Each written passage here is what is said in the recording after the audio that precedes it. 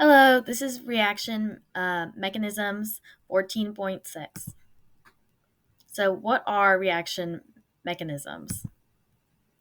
Reaction mechanisms refer to a process of steps that describes how a reaction occurs. Reaction mechanisms are made up of elementary steps, single steps in a reaction that add up to give the total process. Here's some more information on elementary steps. Elementary steps, as just previously stated, are the individual steps a reaction takes to turn the reactants into the products. Molecularity is a term used to refer to the number of species, and chemical species just means the different substances in the equation colliding in a step to produce the reaction indicated by said step. Now, here are going to be your different types of molecularity. First is unimolecular. And here's an example of that. You can see there's one chemical species that collides to produce this step.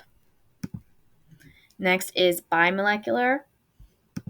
You can see there is two chemical species in both of these.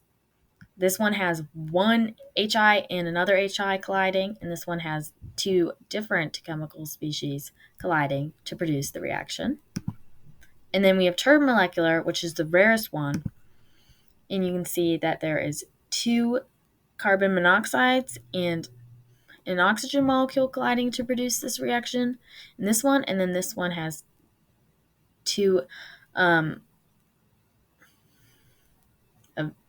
FeCl3s reacting and an SN Cl2 reacting to form this reaction here. But they're very rare. And then here, this shows us the rate order because each step has a rate, a rate law, not a rate order. And so you can see unimolecular, you have your one chemical species into your product, and that rate is just going to be your rate constant times the concentration of that. And then for bimolecular, you have your two chemical species reacting to get your products, and that's just going to be, and then this one could be two things. So it can be your rate constant times the concentration of one thing squared, or your rate constant times one thing and then a different thing. And then termolecular, which you will rarely see, is three chemical species reacting into your product, and then you have it either to the third power or something to the second power times something else. Why do we use reaction mechanisms? Because a chemical equation does not tell us how the reactants become products. So we use reaction mechanisms to summarize the process. This just shows you every single step in the way for how some reactants turned into their products. Can't speak. And then here's some additional information about intermediates. So as a reaction mechanism shows all the steps of the reactants transitioning into the products, occasionally they'll show an intermediate, or often they'll show an intermediate. A substance formed in one step an intermediate is a substance formed in one step and used in a subsequent step, so it is never seen in the finalized equation. So it's just something that forms along the way and disappears. It's not part of the final equation, but it can help explain how you got from your starting point to your ending point. Okay, and then this is more information on how to find the rate law of when you're given all the steps of a reaction mechanism. So multi-step mechanisms. So this one,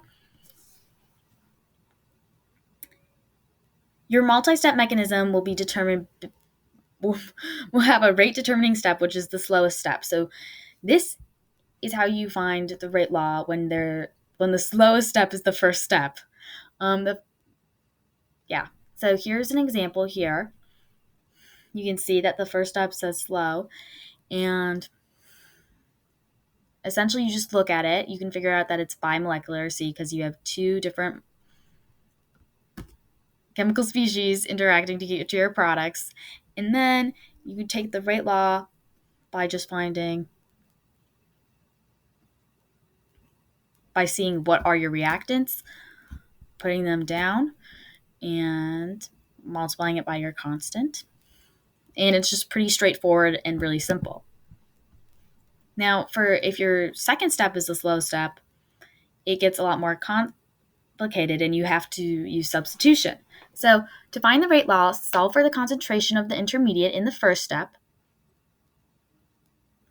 Then you plug this value into the slow step, and that should get you your rate law for the mechanism. So here's an example.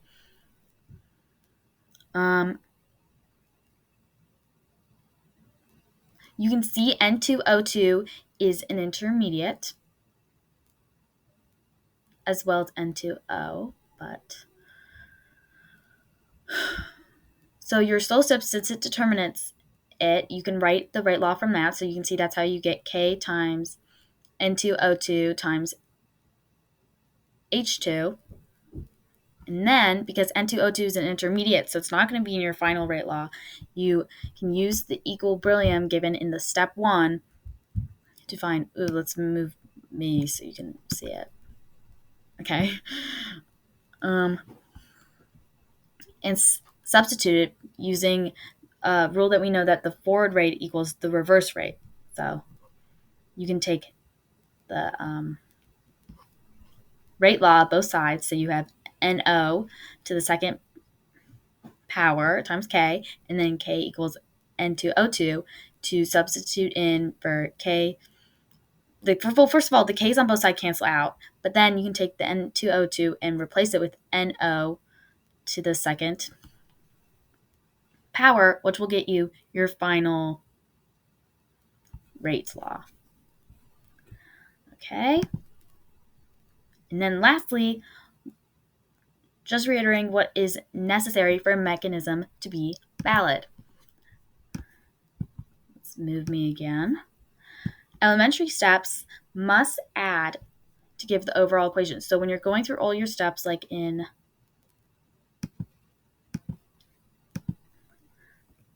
this last slide, they all have to add and cancel out to get the final equation right there. And then second, the rate law of the slow step must equal the actual rate law of the whole reaction. So that's why we substitute in here to get the rate law of the whole reaction. And then for the slow step, you don't even have to do anything. If your first step is the slow step, you don't even have to do anything. And your rate law should equal what the final equation is. And you can see here that it does.